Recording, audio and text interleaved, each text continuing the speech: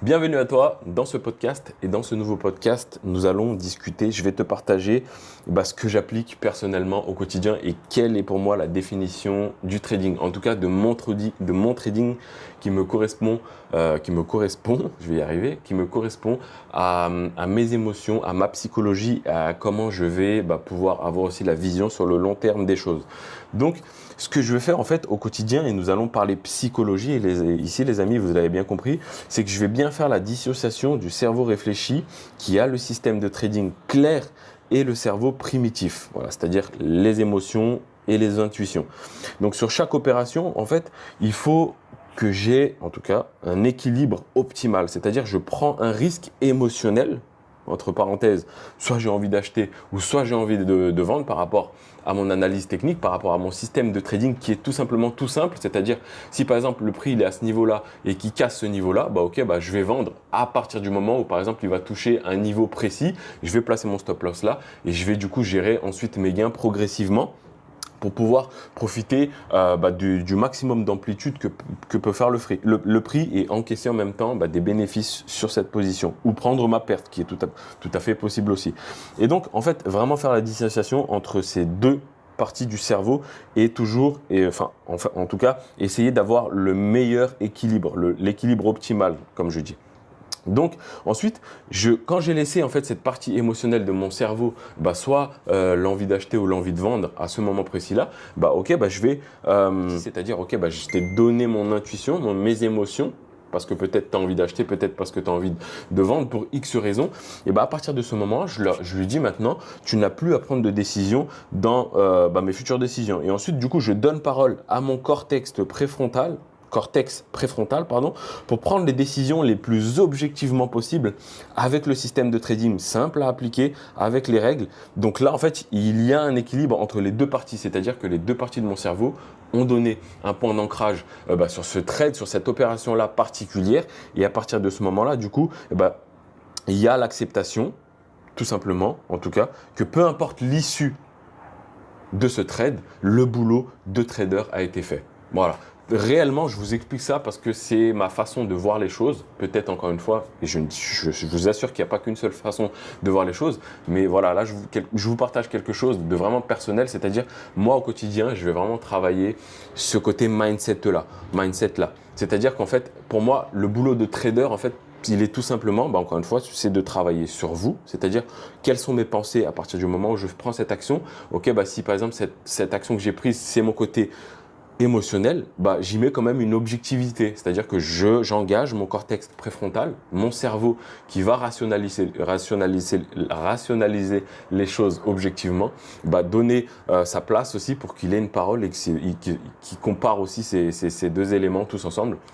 Et du coup, vous allez vraiment en fait trouver l'équilibre optimal et du coup, vous allez prendre réellement les meilleures décisions possibles. Et pour conclure avec cette vidéo, en fait, pourquoi je vous raconte tout cela, pourquoi je vous raconte entre guillemets ce que j'ai dans la tête, ça peut paraître fou encore une fois. Mais tout ça pour vous dire que finalement, en fait, il faut que, au quotidien, en fait, vous travaillez vers ce processus-là pour encore une fois accepter toutes les fois où ça ne va pas marcher. Par exemple, parce que vous savez que vous avez backtesté votre stratégie qui est simple.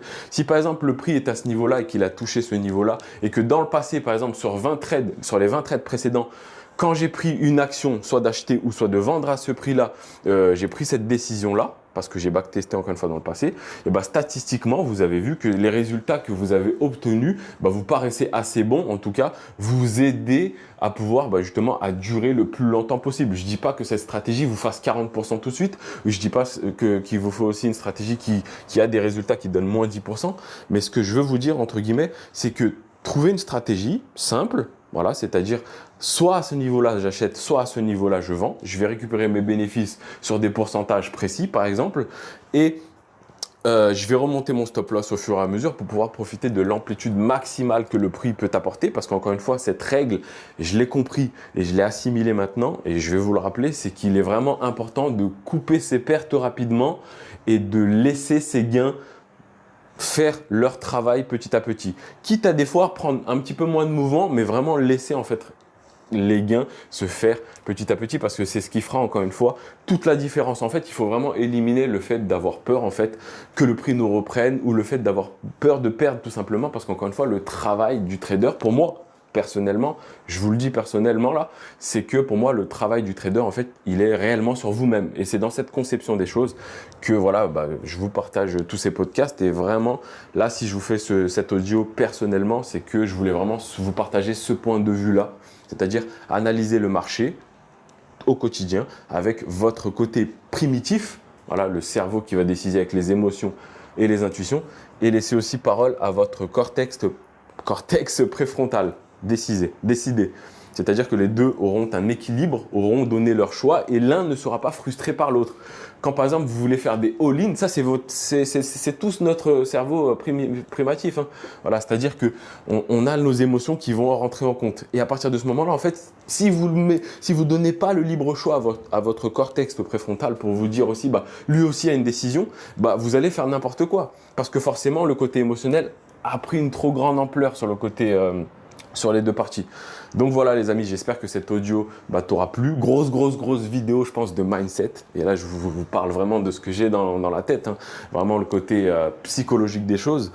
Et je pense qu'encore une fois, je vous invite à travailler ça. Et c'est pour ça que franchement, travaillez sur un compte démo. Vous ouvrez un compte démo sur PropFirm, travaillez sur un compte démo. Mais par contre, vous vous en foutez en gros du résultat. C'est-à-dire que les chiffres en fait, c'est pas ça le plus important. C'est pas le nombre de trades, c'est pas le... Mais travaillez entre guillemets sur la psychologie de j'applique toujours le même système, simple, basique.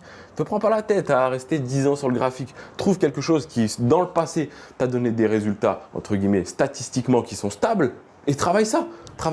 Tu verras tout de suite après, entre guillemets, dans ce chemin-là, comment essayer d'amener les choses pour essayer de gratter un peu plus de bénéfices, un peu moins de pertes.